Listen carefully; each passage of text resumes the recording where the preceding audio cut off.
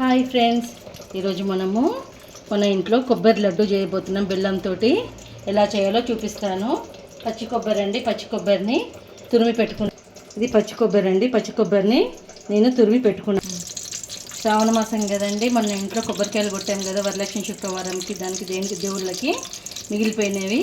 So ఇంట్లో పిల్లలు లడ్డు చేస్తున్నానండి. నెయ్యి వేసి ముందుగా ప్యాన్లో ఈ మనం తురిమి పెట్టుకున్న కొబ్బరిను ఫ్రై చేసుకోవాలండి, కొంచెం పచ్చి వాసన పోయేదాకా.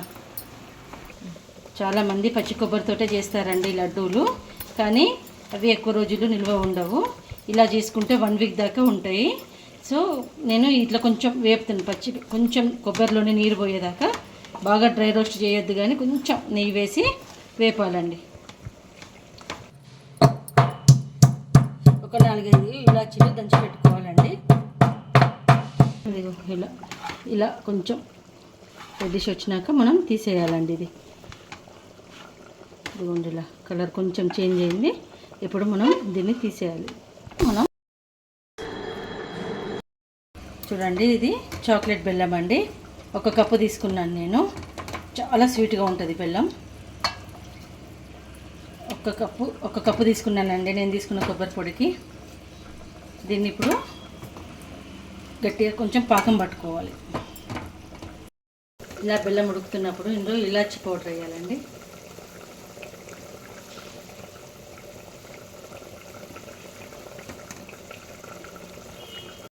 మనకు ఇలా ఉడుకుతున్నప్పుడు కొంచెం పాకం రావాలండి.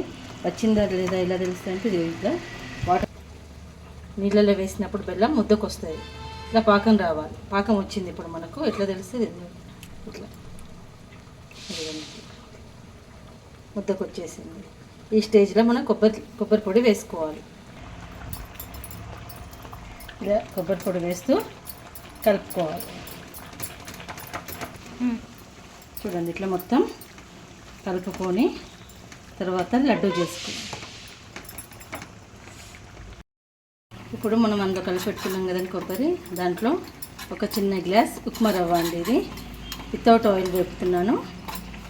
వేపుకొని మనం ముందు కలిపెట్టుకున్నాం కదండి కొబ్బరిది, అందులో కలుపుకోవాలి.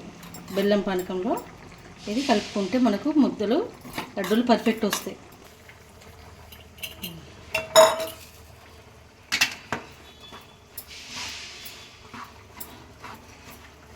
ఇలా కలుపుకొని మనం ముద్దలు చేసుకోవాలి.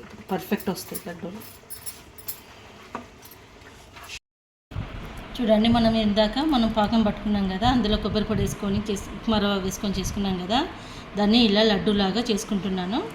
ఇలా లడ్డూలు చేసుకొని ఒక 5 to 10 minutes గాలి కారబెడితే 1 వీక్ దాకా ఖరాబ్ కాకుండా ఉంటాయి. నా వంటలు నచ్చినట్టయితే నా ఛానల్ని లైక్, షేర్ అండ్ సబ్స్క్రైబ్ చేయండి.